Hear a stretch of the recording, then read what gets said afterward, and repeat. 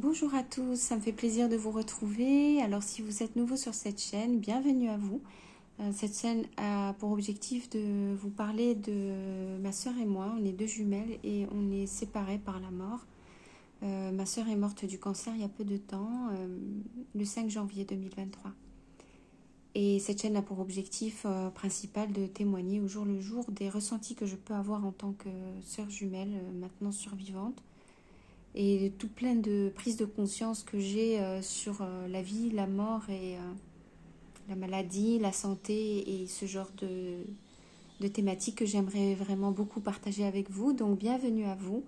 Ce que je voudrais aborder aujourd'hui comme sujet qui me touche beaucoup, c'est, j'ai vraiment à cœur de partager ça avec vous. Ça peut paraître naïf, mais c'est de vous dire que ce qu'on vous dit quand on vous dit, vous savez, la vie ne tient qu'à un fil, ou bien ce que vous avez aujourd'hui, ben, rien ne dit que vous allez l'avoir demain. Je pense réellement, en fait, plus précisément au corps physique. Ben, c'est vrai. Ma soeur jumelle était quelqu'un qui était très sportive. Elle était capable donc de faire du footing. Elle faisait beaucoup de danse depuis des années. Donc elle avait un corps qui était musclé, un bon cardio. Elle n'était pas du tout obsédée par ça. Elle était juste en très bonne santé. Si elle est tombée malade du cancer, pour moi, c'est une évidence que c'est à cause du stress et de sa difficulté à gérer son dialogue mental intérieur et son haut degré de perfectionnisme qu'elle avait, une forme de torture, d'auto-torture de soi. Mais ce que je veux dire là maintenant, c'est qu'elle était donc en très bonne santé et pendant les 4 années de sa maladie, j'ai vu son état physique se dégrader. C'est ça que je veux partager avec vous aujourd'hui parce que c'est quelque chose qui me semblait totalement impossible à voir de mon vivant. Enfin, même à voir morte, je vois pas comment je ferais, mais ce que je veux dire, c'est que ma sœur était quelqu'un donc en très bonne santé, capable de beaucoup de choses enfin, au niveau sportif. Et pourtant, je l'ai vue à la fin de sa maladie et donc à la fin de sa vie complètement alitée. Elle était alitée depuis 1 an. Elle n'était plus en mesure de se mettre debout sur ses jambes, ni même de se redresser sur son lit. Ça, j'aurais jamais pu croire que ça pouvait arriver. Moi, oui, j'étais moins sportive qu'elle à l'époque. Quelqu'un d'autre qui est, voilà, qui n'est pas du tout dans l'effort physique ou quoi que ce soit. Mais elle, non. Voilà. Ça me fait le même effet que les gens, vous voyez, qui ont malheureusement eu un accident de la route ou de la vie et qui perdent l'usage d'un membre du corps ou les deux jambes par exemple, ou quelque chose comme ça, ou vous dites c'est quelqu'un de jeune ou quelqu'un de sportif et malheureusement qui a rencontré un accident et qui se retrouve complètement handicapé. Et en fait, je suis passée par ça avec ma soeur. On a vécu ça toutes les deux, c'est le handicap. Et, et voilà, c'était pour vous dire vraiment que c'est c'est pas un mythe urbain, j'allais dire, de dire que ce que vous avez aujourd'hui n'est pas garanti que vous l'aurez ce soir ou demain. Et c'est pas pour vous faire peur que je dis ça, mais je veux simplement témoigner du fait que je l'ai vraiment vu, c'est-à-dire qu'on le sait inconsciemment, nous tous on sait que n'importe qui peut malheureusement être fauché sur la route et vivre une horreur de handicap derrière. On le sait, mais c'est dans un coin. Alors j'espère vraiment que je ne m'adresse pas à des personnes qui sont eux-mêmes handicapés suite à ce genre d'accident. Et si c'est le cas, je suis vraiment désolée. Sachez simplement que je suis plus capable maintenant de comprendre. Vraiment de comprendre parce que je l'ai vu, ma sœur, passer d'un état totalement valide à un état de handicap. Et, et ce que je veux dire simplement, c'est que elle, ben, malheureusement, c'est par une dégradation lente et douloureuse. Ça n'a pas été violent et brutal par un accident. C'est pas mieux. C'est pas pire. Je sais pas moi d'ailleurs ce qui est mieux ou pire. Mais tout ce que je veux dire, c'est que elle avait une métastase au niveau de l'os de la hanche. En fait, sa tumeur primaire était au niveau du sein, donc un cancer du sein. Et ce qui était vraiment le plus problématique, c'était la métastase qu'elle avait, qui est restée quand même localisée au niveau de la hanche pendant très longtemps. Elle n'a pas du tout migré, mais qui l'a de plus en plus invalidée à cause de la douleur. Elle a commencé à boiter et puis à perdre l'usage réellement de ses capacités physiques. Et voir ça, ça a été extrêmement choquant pour moi. Et je pense que c'est ce qui lui a Ça a contribué énormément à sa souffrance morale aussi la dernière année. C'est de voir à quel point elle ne pouvait plus utiliser son corps.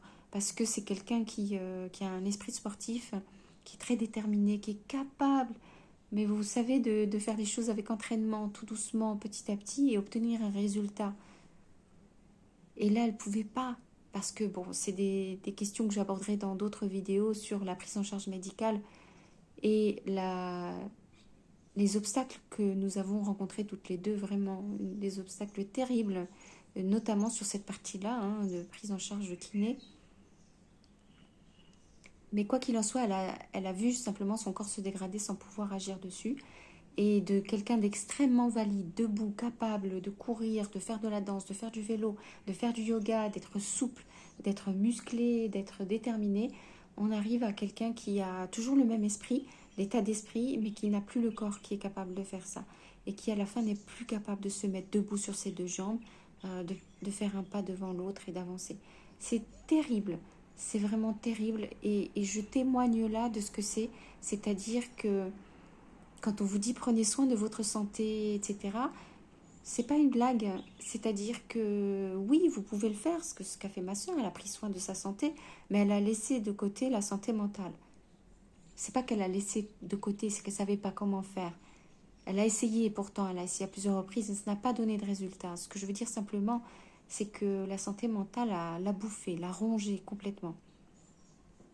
Et pour moi, elle est vraiment responsable de sa maladie. Et oui, prendre soin de sa santé, c'est important. Et prendre soin de sa santé mentale, moi, je dirais, c'est encore plus important. Pour moi, là, c'est prioritaire même. Et que quelqu'un en très très bonne santé peut mourir. Quelqu'un qui est tout à fait valide sur ses deux jambes, sportif et capable, et ben, peut se retrouver totalement handicapé. Ce ne sont pas des choses qu'on invente, c'est pas des gens qui le méritent, c'est pas des gens qui ont fait quelque chose de mal, c'est pas du tout ça. C'est un concours de circonstances qui fait qu'à un moment donné, ça s'en mêle sur leur chemin de vie. Là, il y a plein de choses qui se mettent en obstacle et la dégringolade peut aller très très vite. Voilà. Et j'arrive toujours pas à croire que je n'ai pas pu voir ma sœur se remettre debout sur ses deux jambes. Je n'arrive toujours pas à croire qu'elle soit restée aussi longtemps alitée et dans l'incapacité de se redresser sur ce lit. Elle est restée allongée une année entière. Elle était allongée sur le ventre pendant 10 mois sans pouvoir sortir du lit. Et juste, elle se redressait par les coudes, par l'avant, en se redressant comme ça. Et heureusement parce qu'elle avait une très très forte souplesse grâce au yoga qu'elle faisait. Elle avait beaucoup de muscles dans le dos. Et alors là, pareil, je vous le dis, ne pensez pas que ça sert à rien. Ne pensez pas que tous les efforts que vous faites aujourd'hui ne servent à rien. Pas du tout. Parce que là, je l'ai vu, mais vraiment, mais d'une façon certaine, que ma sœur, si elle n'avait pas eu cet entraînement solide au yoga avant, si elle n'avait pas eu ces connaissances de ce que c'est qu'une alimentation saine et vitale en termes de vitalité, si elle n'avait pas déjà un état d'esprit sportif capable de comprendre ce que c'est qu'un obstacle et de travailler doucement pour arriver à le dépasser, elle n'aurait jamais tenu le coup aussi longtemps et aussi bien.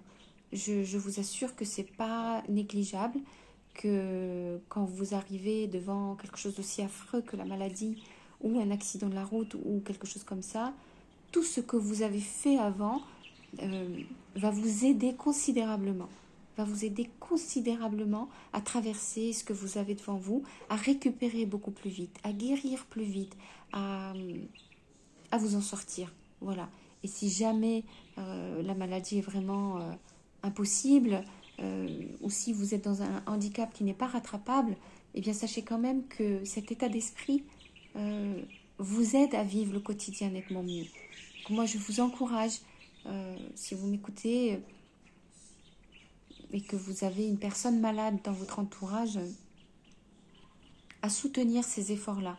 Et évidemment, pendant que je vous dis ça, je me dis que, évidemment, moi aussi, ça me concerne, étant donné que je suis maintenant très, très, très abîmée par la tristesse et par le découragement profond que je ressens. il faut quand même que je continue de prendre soin de moi et, et que je ne pense pas que ça serve à rien. Donc voilà, c'était juste ça, c'était pour vous dire que le plus terrible qu'on peut imaginer peut arriver pour de vrai, même aux personnes les plus improbables, où on se dit ça n'arrivera jamais, c'est impossible. Et que voilà, c'est quelque chose de très dur de perdre ses capacités physiques. Et s'il y a quelque chose à faire, je vous encourage vraiment à le faire. Et à accepter l'idée que ce n'est pas garanti qu'on va garder ce qu'on a. Chaque fois que je suis restée auprès de ma sœur, j'ai ressenti la douleur pour elle de me voir debout, de me voir marcher, de me voir évoluer, et elle de se retrouver complètement alitée, immobilisée dans la douleur. Euh, ça m'a causé beaucoup de souffrance aussi en retour. Et voilà, en tout cas, je voulais partager ça avec vous parce que je me dis, on a besoin de se soutenir les uns les autres dans les efforts qu'on fait et il ne faut pas lâcher prise. À ce niveau-là, il ne faut pas lâcher prise. Il ne faut pas se dire, ah oui, mais tu vois, telle personne, elle fumait énormément et puis elle s'est arrêtée de fumer. Et puis quand elle s'est arrêtée de fumer, paf, elle a déclaré une maladie. Non, ça ne sert pas à rien les efforts qu'on fait. Ça ne sert pas à rien, loin de là. Alors voilà, je voulais juste vous donner ce partage et cet encouragement. Je vous dis merci, abonnez-vous si ce n'est pas encore fait déjà. Posez un like sur cette vidéo si c'est possible pour vous.